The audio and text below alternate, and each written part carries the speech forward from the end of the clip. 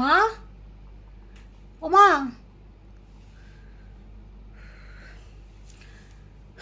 বল।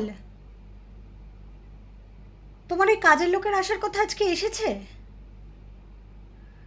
একটু আগে ফোন করেছিল, 15 মিনিটে ঢুকছে বলল।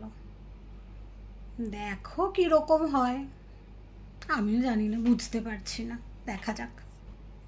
এসেছো? না, তুমি বললে 15 মিনিট দেরি হবে, তাই বলছিলাম।